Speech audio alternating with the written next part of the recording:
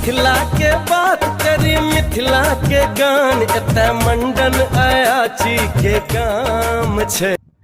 तो मैम जेना कि हमर सबके दायित्व अछि मातृभाषा के संरक्षण करनाइ, तो हम सब एहि विकास आ संरक्षण में हमर सबके की भूमिका भ सकै अछि? देखियो, ई भूमिका जे छै से तय करबाक दायित्व सेहो अहींके अछि।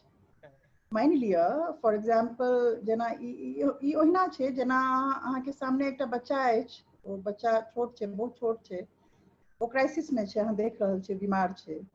अहाँके तेसर से पुछियो, अहाँके स्वयं ई विवेक या ई अगर एकटा चेष्टा नहीं बन पाबि रहल है जो बच्चा के केना बचावे के छै, द चाइल्ड हु इज वेरी यंग, बहुत फ्रेल छै, बहुत बीमार छै, ओकरा केना बचावे के छै, ई चेष्टा और ई प्रयास और ई सूझबूझ, तेकरा के छै सूझ। अपना सब में एकटा शब्द छै, बड़ नीक लागे, बुझनुक, एकटा मैथिल टर्म छै, बुझनुक कहे छै अपना सब में। लोग केकरो बारे में नहीं कहा बहुत पढ़ल लिखल छै, अहाँ नहीं सुनबे बच्चा के लेल, सुनबे बड़ बुझनुक छै बच्चा। बुझनुक के की मतलब छै? बुझनुक के मतलब छै जेकरा बूझ बड़ छै, ई बुझे बड़ छै, द वन हु अंडरस्टैंड्स। सी मैथिली बहुत डीपर लैंग्वेज छै, बहुत बेसी। अगर ओकरा हम ओकरा बहुत बेर ओकर जे प्रयोग कैल जाय वाला जे मैथिली में जे प्रयोग होइ छै, जे शब्द प्रयोग होइ छै, ओ शब्द के हमेशा हम जड़ पर जाइ छियै जे ई शब्द के समझ की छै। तो जे बुझनुक शब्द जे छै ना, ई फैंटास्टिक वर्ड छै। ई एकटा बच्चा के कॉग्निशन लेवल की छै, ओकर पढ़ाई की छै, ओकर ओ कते अमीर छै, गरीब छै, नहीं कहा जे हे बच्चा बड़ बुझनुक छै। एकर की मतलब छै? ओ बच्चा बुझे कते छै, कते डीपर अंडरस्टैंडिंग छै कोनो बात के लेल ओकर, ठीक छै। ओ बिना पढ़लो लिखल के बच्चा जे वही चला रहल छै, ओ अहाँ के बहुत पैघ संकट से बचा सकैया, ठीक छै। अहाँ डूबि रहल छी, अहाँ के जब बच्चा के तैरऽ आबै छै, ओकरा माइंड केना स्ट्राइक केलकै, ओकर माइंड केना वर्क करे छै, ओकर दिमाग केना काज कर रहल छै, बूझ ओकरे कहै छै, ठीक छै ना। अपना सब में कहै छै जे बड़ बुझनुक छै। हमरा लगैया जे आशुतोष और प्रगति के जनरेशन के या फिर युवा सॉरी हाँ, अंशुमन और प्रगति के जे पीढ़ी छै, युवा पीढ़ी छै, वो हमरा लगैया जे बुझनुक पीढ़ी छै। वो बुझनुक पीढ़ी के ई बूझ जे छै, समझ बूझ जेकरा कहै छै, जेकर युग में जहन अहाँ प्रयोग करै छियै तऽ कहै छियै समझ बूझ। ई समझ बूझ जे छै से अहाँ स्वयं तय करबै। हाउ टू सेव अ चाइल्ड हु इज ड्राउनिंग। एकटा बच्चा जे सामने अहाँ के डूबि रहल है, ओकरा अहाँ केना बचेबै, की सब तरीका भऽ सकै छै? Why should anybody else? हम की डॉक्टर छियै? माने अहाँ के जे श्रेष्ठ छथि या अहाँ के जे पैघ के जनरेशन छथि, ओ की अहाँ के मैथिली के बचावे के डॉक्टर लागे छथि? नहीं, बिल्कुल नहीं। बहुत दिन तक हम बता दी जे ई अप्रोचो सही नहीं है अहाँ सबके। क्यों आर अहाँ के कहत जे अहाँ के दायित्व की है? अहाँ के दायित्व अहाँ के स्वयं पता हेबाक छै। अहाँ तय करबै, U will set your limits. अहाँ अपन जे छै से सीमा तय करबै, अहाँ अपन तरीका निकालबै, केना अहाँ जे छै से गैजेट्स और एप्स में जे सब चीज अहाँ यूज करै छी, ओहि सब चीज में दोसर भाषा के नहीं भऽ कऽ अपन भाषा के प्रेफरेंस केना दै के छै, बेसी से बेसी मैथिली केना बाजे के छै, और निधोक बाजे के छै, ओहिमे कोनो इफ एंड बट नहीं छै, ठीक छै ना। भाषा से ममता केना राखे के छै? ममता रखनाइ क्यों अहाँ के केना सिखा सकैया?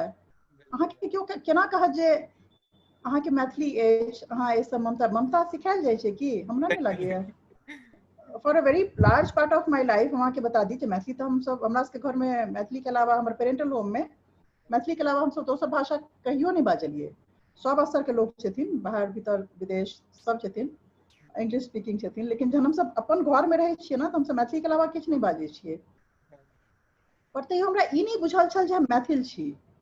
हम जेएनयू में पढ़ाई लिखाई केलहुँ, अपन दिल्ली में बहुत हम मरली आबि गेल रही, और ई जे एकटा कल्चरल आइडेंटिटी संगे जुड़नाइ होइ छै ना, जे हम मैथिल छी कि हम की छी, ई एकटा डिस्टिंक्ट और एक्सप्लिसिट समझ हमरा भीतर नहीं छला बिल्कुल। हमरा केओ अगर पूछता जे अहाँ की छी, तो हम कहतियै जे हम जेन्युआइट छी, हम जेएनयू से पढ़ल छी, या हम अतऽ से छी, बिहार से छी। हम ई कखनो नहीं कहती। हमरा भीतर ई बूझ नहीं छला, हमरा भीतर ई ज्ञान नहीं छला जे हमर भाषाई आइडेंटिटी हमर प्राइमरी आइडेंटिटी है, हमर प्रथम पहचान जे से हमर भाषा तय करैया, ई तो हमरा लगे हम अर्ली 30s में आबि कऽ सिखलिए। when somebody asked me, और ओहो बहुत इंटरेस्टिंग एकटा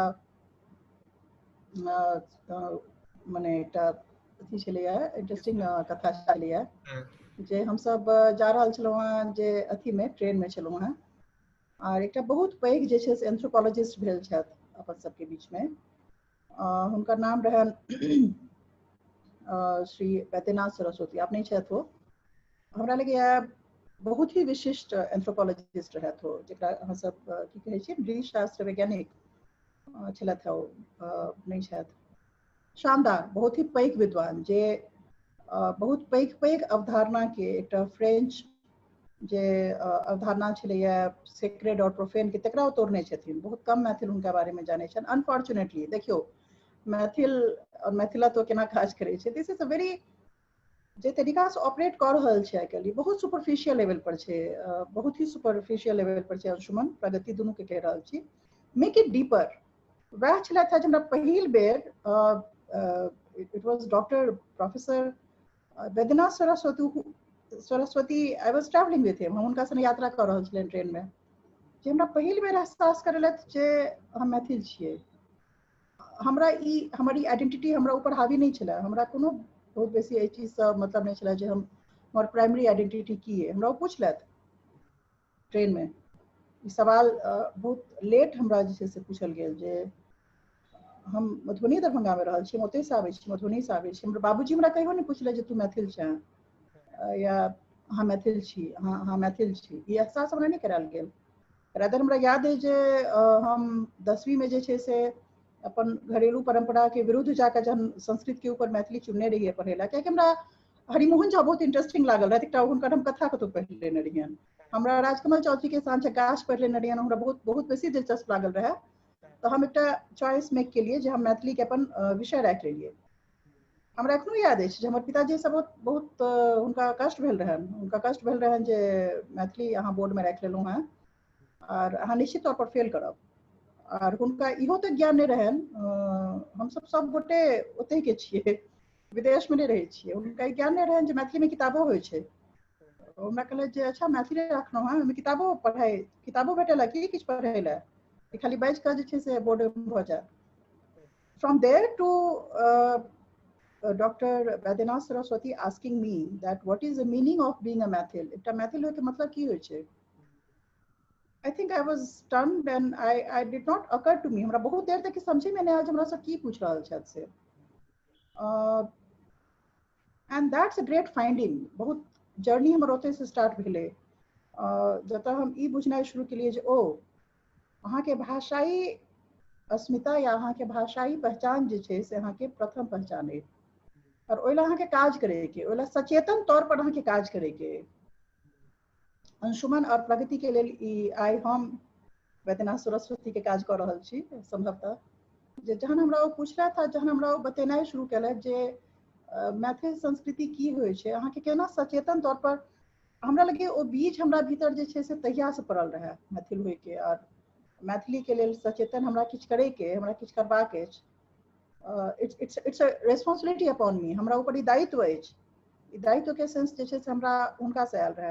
आई am still obliged, indebted to him, कि क्या कि मैथिली खाली एक भाषा नहीं छै, ओकर जे विशाल ज्ञान परंपरा छै ओकर भीतर, ओकर साहित्य में, ओकर सांस्कृतिक परिवेश में, इनफैक्ट ओकर गीत में, ओकर आर्ट में, ओकर सब चीज में, जे एकटा विशाल ओकर इतिहास में, ओकर कृषि जे ओकर बैकग्राउंड जे छै, ओकर जे पृष्ठभूमि छै, ओकर कृषि में, ओकर खेत में, ओकर खरिहान में, ई सब चीज के एहसास हमरा जे छै से तहन भेल, बहुत डीपर लेवल पर भेल, जहन हमरा से कहल गेल जे अहाँ मैथिल छी। But that came from outside, हमरा केओ आर कहला, और तहन हमरा एहसास भेल जे ओ अच्छा मैथिल भेनाइ एकटा चीज होइ छै, खाली ओ भाषा के बाजि कऽ आइ तक अहाँ के ज्ञान नहीं छलै जे अहाँ के पहचान की अछि, पर आब हमरा ओहि पर कॉन्शियसली काज करे के, and my mind became berry alert. हम तखन से जे छै से अपन जतेक शोध प्रबंध रहे, हमर पीएचडी के रहे, ओहिमे हम खोज के जे छै से मैथिली किताब सबके जे छै से रेफरेंस हमरा ओतऽ की रहल छै, हमर की अछि। तो तैं दुआरे जे छै से to become conscious of your history, to become conscious of your अपन अपन समाज के, अपन अपन भूगोल के, अपन विज्ञान के। अनफॉर्चुनेटली एकटा और बात कहब जे अपना सबके जहन एहि भाषाई समुदाय के जहन बात होइ छै तऽ खाली एकर साहित्य के बात होइ छै। मैथिली के खाली साहित्य नहीं छै, एकर भूगोल छै, एकटा फिलॉसफी छै, ग्रेटर फिलॉसफी छै। It has, in fact, if I quote my favorite person, Professor Hedkor Jha, who is no more, I miss him dearly. बहुत बेसी उनका समुदाय के लिए बहुत पैघ क्षति रहे जहन ओ गेला। ओ कहै छथिन जे मैथिली के एकटा मैथिल आर्किटेक्चर अलग छै, एकटा डिस्टिंक्ट आर्किटेक्चर छै एकर। अंगना के शेप देखियो, केना प्रवेश करै छै, घर सब के अथी देखियो, डिस्टिंक्ट छै, सब चीज एकदम अलग छै। संगीत के एखन नॉर्वे में डॉक्टर प्रवीण झा छथि, हुनका से इंटरेक्शन केला पर हमरा ई समझ में आयल जे केना जे ई क्षेत्र छै एकर संगीत मने हिंदुस्तानी संगीत के लेल एकटा केना जे छै से बहुत पैघ पैघ अवदान जे छै से देने छै ई क्षेत्र। तो ई क्षेत्र के जे पूरा एकटा योगदान जे छै, ई क्षेत्र के जे पूरा भौगोलिक, दार्शनिक, ऐतिहासिक, सामाजिक जे एकटा अवदान जे छै, एकर आउटलुक जे छै, विश्व दृष्टि जे छै, वो इम्पोर्टेंट छै, वो पैघ चीज छै, बहुत पैघ चीज छै। ताहि लए अहाँके वो सब जाने ला डीपली, अहाँके बहुत गंभीर स्तर पर जाने ला जे छै अहाँके मैथिली बुझऽ पड़त। भाषा जे छै से एकटा जरिया छै। अहाँ हरेक भाषा के फेर से हम जे छै से अपन प्रिय व्यक्ति जे छै से प्रोफेसर हेतकर झा के कोट करब जे अहाँके हरेक भाषा के एकटा इंटीमेट वर्ल्ड होइ छै, एकटा बहुत अंतरंग संसार होइ छै प्रत्येक भाषा के, चाहे तमिल होय, बांग्ला होय, कन्नड़ होय, मैथिली होय। ओहि मैथिली के जे अंतरंग संसार छै, जाहिमे ओकर ज्ञान के सबटा बीज छुपल छै, वो अहाँ ताबे तक नहीं पहचान पेबै या ओकरा आइडेंटिफाई करे के अहाँके शक्ति नहीं रहत जब तक ओकर चाबी जे छै वो भाषा छै, जब तक वो भाषा के अहाँके ज्ञान नहीं रहत। तैं दुआरे मैथिली इंपॉर्टेंट छै, बहुत इंपॉर्टेंट छै। एहि दुआरे इंपॉर्टेंट नहीं छै जे 10 टा आदमी लाठी भाजे ला जय मैथिली जय मिथिला का कठार भ जाओ, नहीं, not at all. In fact to make you a richer person, अहाँके एकटा बेटर पर्सन बनावे ला, एकटा अवेयर पर्सन बनावे ला, जेकरा अपन ज्ञान होय। वेद में की कहे छै, वेद के जे मूल वाक्य छै आइ तक के वैश्विक स्तर पर जे सबसे एकटा अगर एक वाक्य के कहल जाए जे सबसे पैघ एकटा वाक्य सूत्र की छै, नो दाई सेल्फ, अपना आप के जानू। If you know yourself, I think you know a lot. If you do not know yourself, you know nothing. ताहि दुआरे अहाँके अपना आप के चिन्हे के लेल, जाने के लेल अहाँके भाषा जे वहाँ एकटा सूत्र अछि अहाँके, ओहि सूत्र के पकड़ के, ओहि चाबी के पकड़ के अहाँ अपन भाषाई समुदाय के प्रत्येक वस्तु के, ओकर इतिहास के, ओकर संरचना के, ओकर भूगोल के पकड़े के और बुझे के जे छै से चेष्टा करियो, ओकर पॉलिटिक्स के, ओकर पॉलिटिकल पास्ट के चेष्टा करियो। तैं मैथिली इंपॉर्टेंट छै। जी मैम, हम सब मतलब एहि चीज के ध्यान रखब और प्रयास करब एहि चीज के लेकर। अब हम एकटा यह सोच से हम सब मतलब एकटा मतलब एक मंच तैयार केलहुँ हैं, मतलब दिल्ली विश्वविद्यालय के बच्चा सब मिलकर मैथिली आकांक्षा मंच के, जाहिमे कि हमारे सबके प्रयास रहत जे कि हम सब बच्चा सब मिलकर किछु कऽ सकी, अहिना मतलब अहाँ सन लोग सब मतलब किछु ज्ञान प्राप्त कर सकी। तो तही में छी मुदा हम एकटा चीज जाना के छले अहाँ से, जे कि हम सब देखे छी अपन समाज में कि बड़ रास सब ऑर्गेनाइजेशन सब ऑलरेडी चल रहल छै, मतलब मैथिली में से हो, मुदा ओकर धरातल पर, ओकर ग्राउंड रियलिटी पर कते काज भ रहल छै सही में, मतलब तई में हम जाना चाहब जे कि काज भ रहल छै कि नहीं, आ मतलब कते मतलब ओ सफल भेलै है ई चीज में। अंशुमन, अहाँके प्रश्न जे छै से बहुत नीक है, लेकिन एकटा हम एहिमे जे छै से इंटरव्यू बहुत लंबा तऽ नहीं भऽ रहल है अंशुमन? कोनो दिक्कत नहीं, प्रगति कोनो दिक्कत नहीं। अच्छा, वो ठीक टाइम लिमिट कोनो एहन नहीं अछि न। दू तीन टा बात हम ए प्रश्न से नहीं कहना चाहब ऑर्गेनाइजेशन के स्तर पर, जे ऑर्गेनाइजेशन के प्रत्येक जेना अहाँके मैथिली आकांक्षा मंच अहाँ कहलहुँ, हम सब मैथिली मचान चाहे मधुबनी लिटरेचर फेस्टिवल शुरू करिए, और एहन अगर अहाँ जोड़ियो तो 75 टा ठीक अहाँ कहलिए जे बहुत सारा जे छै से ऑर्गेनाइजेशन सब छै मैथिली के लेल काज करे वाला। एक्चुअली हमरा बहुत स्पष्ट तौर पर पूछू तो एकटा कहै छै इंटरनल एजेंसी, एकटा कहै छै एक्सटर्नल एजेंसी, हर एक चीज के छै ना। तो ऑर्गेनाइजेशन जे छै से एक्सटर्नल एजेंसी छै। इंटरनल एजेंसी अहाँ स्वयं छियै, अहाँके अपन सूझबूझ, अहाँके परख है, अहाँके अपन एक्सपीरियंस है, that's enough. Each one of us is a foot soldier. हम सब गोटे जे छियै एकटा सिपाही छियै, भाषाई सिपाही छियै अपना आप में, just by speaking the language. बस भाषा बाजे के प्रैक्टिस करे के काज छै। ओ जे गुजरनी जे तरकारी लेब तरकारी एक क जे बाजे छै अपन भिंडी के परोड़ के जे सेल करे छै, ओ एक्चुअली मैथिली के फुट सोल्जर छे। ओ she is as valid a Mathil as you are, or any organization is, you know. तंदोरे जे ए ऑर्गेनाइजेशन सबके जे काज भ सकै छै की काज ते पर हम बाद में आब। पहिल काज जे हेबाक चाही ओ छै क्रिटिकल थिंकिंग के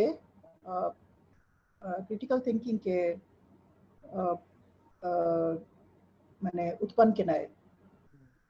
एकटा एहन थिंकिंग के उत्पन्न केनाइ आउटसाइड एजेंसी के काज हेबाक चाही, जाहिमे अहाँ के जे सोच हुए, अहाँ के जे सोचे के तरीका हुए, या अहाँ के जे समझ हुए, वो बहुत क्रिटिकल हुए।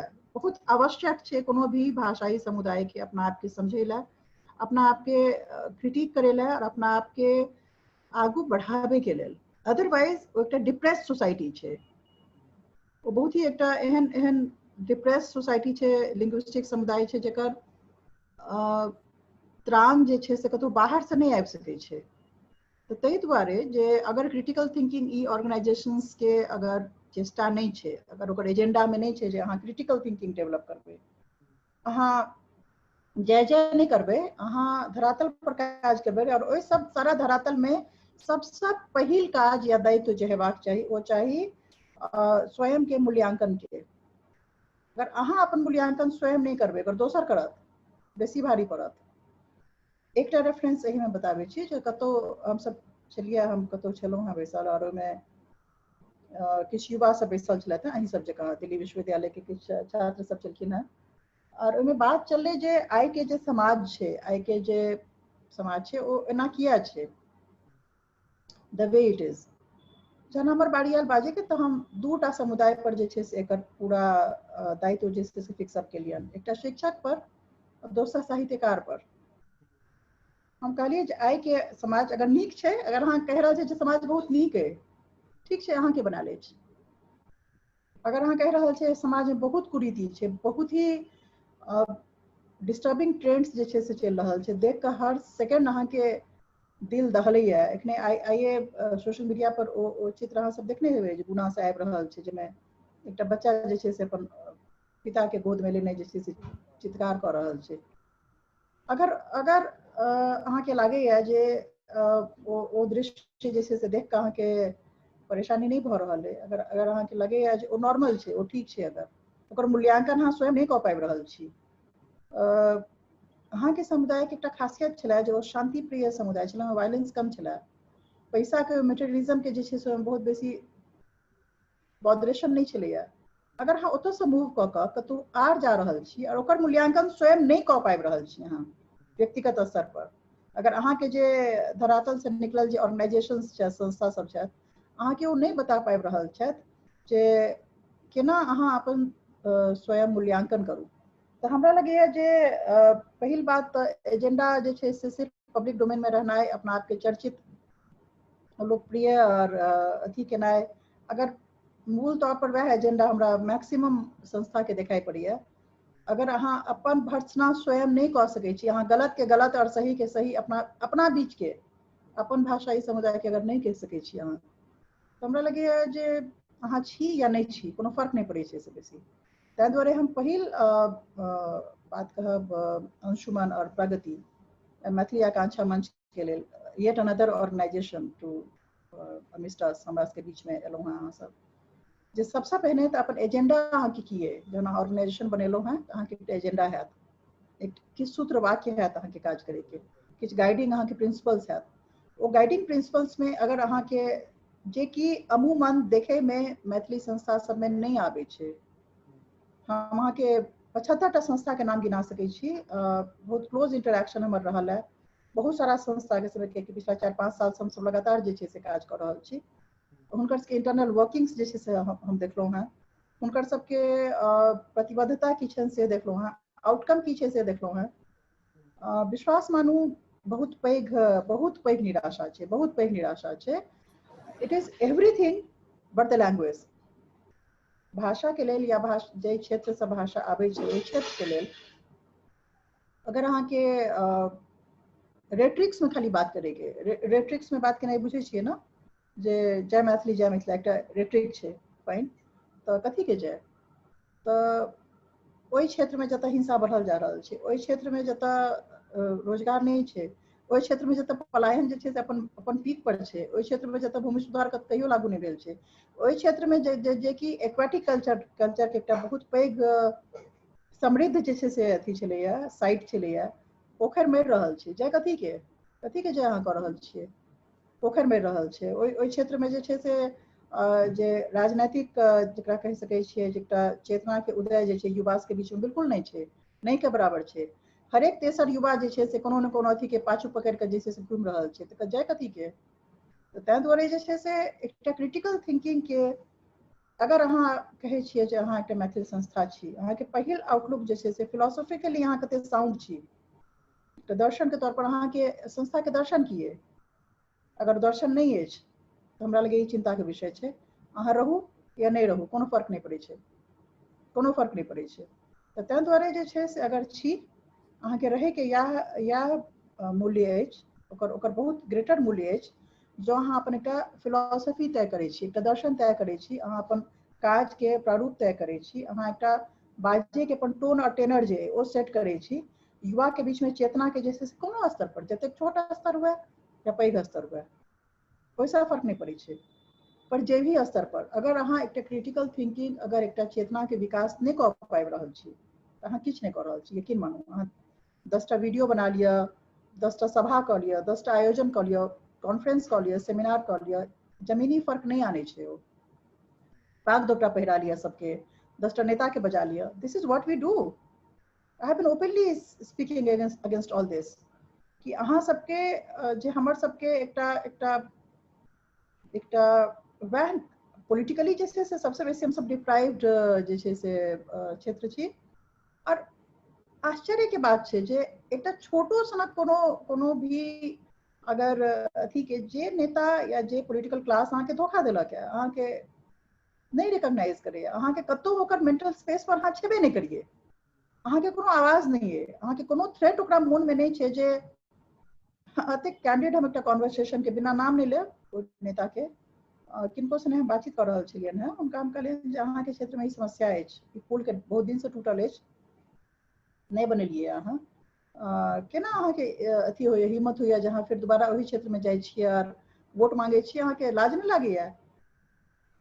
हमरा बहुत हुनका कोनो फर्क नहीं पड़लनि। हमरा लगे जे बड़ी मने धारदार प्रश्न हमरा लेल छल, ठीक छै, बड़ी तेवर में आबि कऽ बजने रही, तो हमरा लागल जैसे उनका फर्क पड़ता है, वैसे उनका लगता है जे oh what a scene he has committed, कतेक पाप केलथि है, उनका कोनो फर्क नहीं पड़लनि।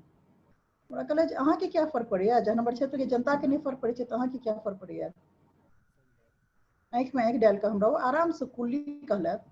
ओहि चेतना के विकास अगर कोनो संस्था सब एतेक 75टा 80टा 1000टा नहीं कऽ पाबि रहल छथिन, और येट हुनका ई हिम्मत होइ छनि, हुनका एक रत्ती लाज नहीं लागे छनि जे ओही नेता सबके पाग दोपटा दुनू पहिराबै छथिन, तो हमरा लगैया जे ई एकटा बहुत ही कटाक्ष के तौर पर जे छै से हम स्पष्ट कह रहल छी जे हमर आस्था, हमर व्यक्तिगत आस्था के प्रश्न अहाँ पूछने रही, व्यक्तिगत आस्था या जमीन पर होय वाला परिवर्तन जे छै से नील छै, नील नहीं रादर नेगेटिव छै, नकारात्मक छै, किछु नहीं छै परिवर्तन।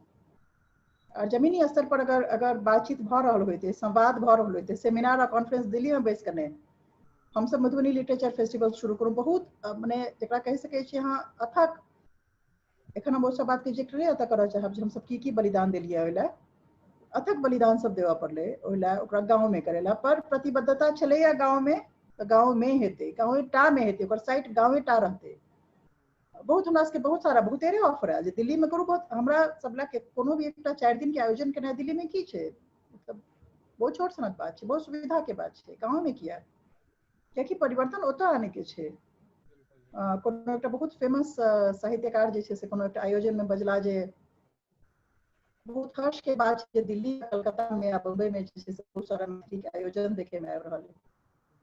हमरा आश्चर्य भेल, हुनकर नाम बहुत छनि, साहित्यकार बहुत मूर्धन्य साहित्यकार छथि। 2 मिनट के लिए हमरा विश्वास नहीं भेल जे हुनकर समझ कतऽ छनि। ओ एक्चुअली मैच्योर छथिन कि I mean is he Sen?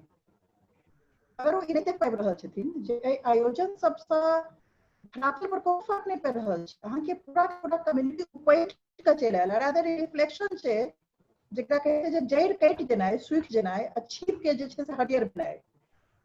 दिस इज एक्चुअली दैट। ई तो वएह चीज भेलै ना जे अहाँके जड़ि के काटि दियौ, छीप पर खूब हरियर नकली सन पत्ता चटा लगा दियौ, कहै छै बहुत प्रॉस्पेरिटी। हमरा नहीं लागैया जे काज जे छै से कोनो भऽ रहल छै। U scratch my bank, I scratch your bank चलि रहल छै, ठीक छै? अहाँ हमर पीठ खुजलाउ, हम अहाँके पीठ खुजलाउ के चलि रहल छै। यूट्यूब के सब्सक्रिप्शन के लेल एकटा बच्ची जे कि अपन मेहनत पर ओतेक रास मेहनत कऽ काम करल छै, प्योर एंड प्योर अपन मेहनत पर। सोशल मीडिया पर जाकर देखियो,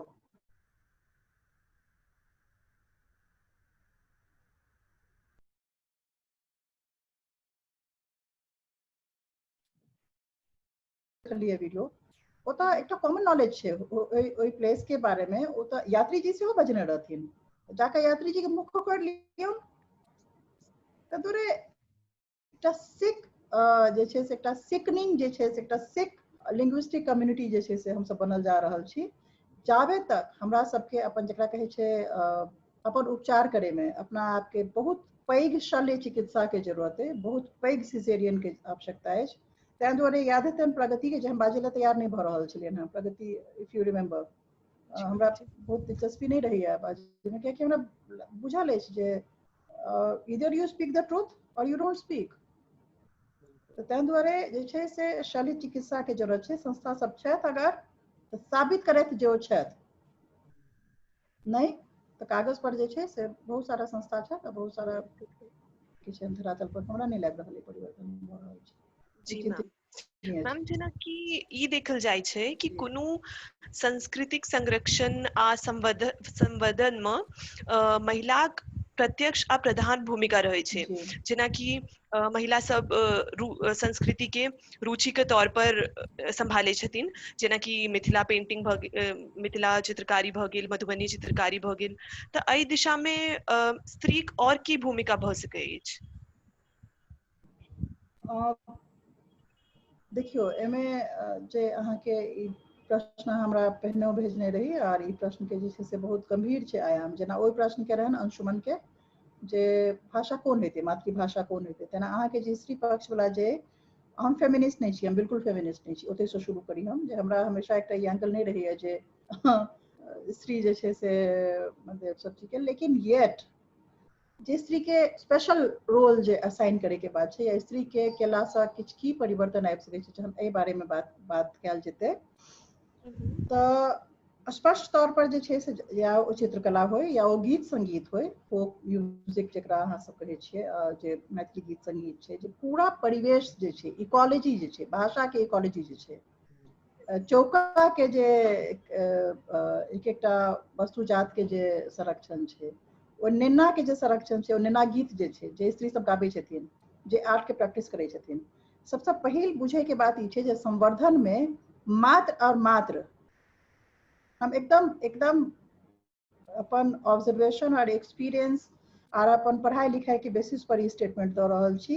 स्पष्ट कऽ कहि रहल छी जे हम फेमिनिस्ट नहीं छी, कि खाली मात्र और मात्र स्त्री के पास ही कैलिबर छै, और खास कऽ मैथिली स्त्री के पास है। मैं खास चिन्हित करऽ चाहब अपन समुदाय के अथी के लेल जे ओ बहुत ही स्पिरिचुअली, वो कमर्शियली काज नहीं करे छै। स्त्री के शक्ति ई छै कि जन्म दै काल में बच्चा के अहाँ ओकरा से पाई नहीं मंगै छियै, तहिना जहन अपन संस्कृति के संवर्धन करे छै तो मात्र और मात्र विलासिता नहीं ताकै छै, ओकर एकटा कमिटमेंट छै, ओकर एकटा कल्चरल कमिटमेंट छै। जहन ओ आर्ट के प्रैक्टिस करे छै तऽ बहुत एकटा हम एकटा उदाहरण फेर देबऽ चाहब तऽ एखन लास्ट जे मधुबनी लिटरेचर फेस्टिवल भेल रहै, ताहिमे हमर सबके जे आदरणीय छथि गोदावरी दत्ता जी जे छै से हुनका सह उद्घाटन करबे रियन फेस्ट के मुख्य अतिथि छलथि है। और जहन मंच से उतरलखिन तऽ जतेक नवतुरिया सब जे छथि आर्टिस्ट सब नेचुरली हमरा सबके लेल जे छै से गोदावरी दत्ता एकटा सेहनता छथि। की एडोरेबल की मने की अद्भुत लोक छथिन। ऐसे पहिलका संस्करण में बौआ देवी केने रहथि, एबर गोदावरी दत्ता के लिए। गोदावरी दत्ता जहन उतरली तऽ हुनका नवतुरिया सब घेर लेलकन, पूछलकन जे हम सब केना केना मने आर्ट प्रैक्टिस करी जे हम सब अहाँ के मने केना करब, अहाँ की कहै छी पर गाइडलाइन टाइप के। तऽ ओ एकटा बहुत बहुत गंभीर बात कहलखिन जे ई अथी जे छै ई कला जे छै, ई चित्रकारी जे छै, कोनो आशा में नहीं करू, कोनो अपेक्षा नहीं राखू अवार्ड के या खूब बिकायत तकर अपेक्षा नहीं राखू। मोन से और आत्मा से एक कला के बस प्रैक्टिस करैत रहू। कतेक दिन करब, ओ जे सुख देत, ओ जे अहाँ के संवर्धन करत, अहाँ के जे एकटा विशाल आयाम देत, कोनो आर दोसर चीज नहीं कह सकैया। तो तै दुआरे ई जे एकटा होड़ चललै, एकटा रेस चललैया जे अहाँ सबके बुझल है जे गोदावरी दत्ता जी के पद्मश्री जे छै से बिल्कुल एखन देखने हाल रहिए। फिलहाल में आबि कऽ जे छै से भेटलनि हैं जी। ओकर मोहताज नहीं छथिन। पद्मश्री भेटला से पद्मश्री जे एकटा सम्मान छै से सम्मानित भेलै, ओहिसँ हुनका फर्क नहीं पड़ै छनि। ओ तऽ ओहिना आर्ट प्रैक्टिस करै छथिन जेना एकटा जकरा कहि सकै छै योगी करै छै, ओ साधना छै, योग छै। आ ई कैपेसिटी जे छै से स्त्री के बहुत बेसी छै। ई योग आ साधना करे के जे कैपेसिटी जे छै, क्षमता, एकरा मादा कहै छै। बिना कोनो नेगोशिएशन के, बिना कोनो चाह के, बिना कोनो अवार्ड के हजारों के हजार स्त्री जे गीत गबै छथिन अपन कंठ से, विद्यापति के जियेने छथिन। अहाँ के बीच में अहाँ विद्यापति के केना चिन्है छियनि? के सब विद्यापति के पढ़ने छी, विद्यापति के सुनने जरूर है। तो ई जे क्षमता छनि स्त्री के अपन सब चीज के एकदम निर्मोही अथी से हुनकर डेली दिनचर्या छनि, ओ दिनचर्या छनि हुनकर ओ वाहक छथिन ओकर। ताहि दुआरे ओकर संवर्धन जे छै से महफूज हमरा लगैया हुनके टा हाथ में जे छै से निरपेक्ष भाव से रहि सकै छनि। बाकी चीज अहाँ के नेगोशिएट करऽ पड़त। If you give it to some other I mean categories, जे मेल छै फीमेल, एखन कैटेगरी के बात केलहुँ हैं, स्त्री एकटा कैटेगरी के बात केलहुँ हैं, समुदाय के बात केलहुँ, वर्ग के बात केलहुँ हैं। एहि वर्ग के छोड़ि कऽ अहाँ किनको कोनो आर वर्ग के चुनू, पुरुष वर्ग के चुनू, जहन स्त्री कहबै तऽ पुरुष के ओकर ऑपोजिशन में अहाँके आनऽ पड़त। तऽ हमरा लगैया ओहि किस्म के संस्कृति के संरक्षण अहाँके भइए नहीं सकत। ओ स्त्रीए टा में क्षमता छै जो जन्म दऽ सकै छै, ओ संरक्षण कऽ सकै छै, ओ पालि सकै छै, पोसि सकै छै। और ई तऽ नेचुरल, ओकरा तऽ नेचुरली आबै छै ई चीज। एकटा चूल्हा जहन जरै छै 4 बजे भोर में प्राति संगे, आ प्राति शुरू होइ छै गाम में, ओतऽ से 50टा चूल्हा में आगि जाइ छै। अहाँ सबके बुझल है जेना केना आगि ट्रांसफर करै छै गाम में। प्राति से ओ ई कहै छथिन, इंडिकेट करै छथिन जे हम उठि गेलहुँ हैं, आब हमरा घर में जे छै से चाह पान शुरू हैत, अहाँ आगि एतऽसँ लऽ जा सकै छी।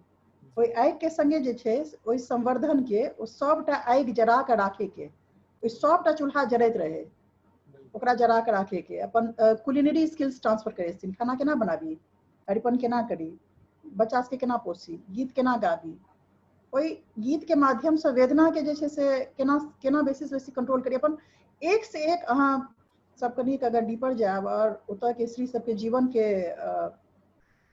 सबके छोड़ दियौ, बाकी जे पेंटर्स छथि, अहाँ के फेमस जे पेंटर्स छथि, हुनकर व्यक्तिगत जीवन के जे छै से पढ़नाइ शुरू करियौ, वेदना से भरल छनि। तैयो वो सब सबसे ब्यूटीफुल पेंटिंग्स जे छै से क्रिएट केलखिन। अहाँ के एकटा आर बात पर अगर अहाँ गौर करबै तऽ ओहिमे से बहुत रास जे छथिन से विडो छथिन, विधवा छथिन, रंग से हुनका कोनो सरोकार नहीं छलनि हैं। तैयो सबसे बेहतरीन, सबसे रंगीन जे छै से पेंटिंग जे छै से बनेलखिन। तऽ हुनका जे एकटा जकरा कहि सकै छी अहाँ एकदम अनकंडीशनल कमिटमेंट जकरा कहि सकै छी अहाँ, जे रिफ्लेक्ट भेलै आइ तक। हम इतिहास के बेसिस पर जे परखलहुँ तकर बेसिस पर हमरा कोनो एकटा स्नेह खाली नहीं है जे हम स्त्री छी तो दोसर स्त्री के हम एडवोकेसी करी, स्नेह के बेसिस पर नहीं कहि रहल छी, परखल बात कहि रहल छी जे ई अनकंडीशनल कमिटमेंट टुवर्ड्स कल्चरल जकरा अहाँ कहि सकै छी कॉन्जर्वेशन के जे छै से जरिया वएह छथिन, हुनके ससंभव छनि, ई शक्ति हुनके में छनि, ई निरूपित अहाँ कतौ आर नहीं कऽ सकै छियै। ताहि दुआरे स्त्रीए टा कऽ रहल छथि गीतनाद के जरिए, खाना पीना, तिलकोर बनाकर, अरिकंचन के तरकारी बनाकर। केओ हमरा ठीके कहने रहे जे जहन राइट ब्रदर्स जे छै से प्लेन बना रहल छलै मैथिली स्त्री जे छै से अरिकंचन के तरकारी के अहाँ बनाबे के तरीका देखने छियै हाउ जी मैम, जी। Complicated it is yes ma'am. it takes a lot of imagination, right? Science सेहो जे छै से imagination पर काज करै छै. If you do not have imagination, you are not a scientist. Similarly, तऽ तोरे जे छै से फूड से लऽ कऽ अहाँके अरिपन से लऽ कऽ अहाँके कला से लऽ कऽ अहाँके गीत संगीत से लऽ कऽ everywhere it's women, it's exclusively women. जे सब कऽ रहल छथि करैत रहती अहाँ हुनका पहचानियो नहि पहचानियो अवार्ड दियौ नहि दियौ फर्क नहि पड़ै छै और हुनके बल पर चलि रहल है सबटा. बहुत नीक लागल हमरा सबके अहाँ से गप कऽ कऽ बड रास जानकारी भेटल हम सब प्रयास करबे जे कि अहाँ के बात के ध्यान में राखी और मतलब ओही मार्ग पर चली जेना अहाँ कहलिए जे कि ओ सरस्वती जी जे छला तो हुनके जगह अहाँ हमर सबके मार्ग प्रशस्त करी और बस अहाँ के बहुत बहुत धन्यवाद जे अहाँ हमरा सबके संग जुड़लौ और हमरा बड़ नीक लागल मैम मतलब हम सबके बयान नहीं कर सकै छी अपन अपन शब्द में जे कि मतलब केहन हमरा सबके नीक लागल और उम्मीद करबै जे कि अहाँ से फेरो मुलाकात है मतलब फेरो भेंट घाट हुए और समय के पाबंदी छै ताई बड़ बेसी नहीं कह सकै छी वीडियो के ओना बहुत नीक लागल मैम धन्यवाद. बहुत बहुत धन्यवाद अहाँ दुनू गोटे के खूब आशीर्वाद और मार्ग एकटा लास्ट बात या कहब मार्ग हम सिर्फ उद्दीपन कह सकै छी हम सिर्फ कहि सकै छी जे चेतना आनि सकै छी मार्ग अहाँके स्वयं बनाबे के अहाँ अपन मार्ग अपन चेतना अपन सब चीज स्वयं तय करबे वो स्वयं तय कऽ दिखाओ हम देखब हम देखैत रहब हमेशा हम गौर करैत रहब आब अंशुमन की करै छथि प्रगति की करै छथि हमर निगाह में जे छै से आब अहाँ सब आबि चुकल छी आशा रहत अहाँ सबसँ बहुत आशा रहत तऽ देखैत रहब ठीक छै और हर्ष के जे छै से बात हमरा समाचार हमरा तक पहुँचैत रहे हम सब संपर्क बनल रहब बहुत बहुत धन्यवाद दुनू गोटे के खूब आशीर्वाद प्रणाम। अपन मिथिला के गाथा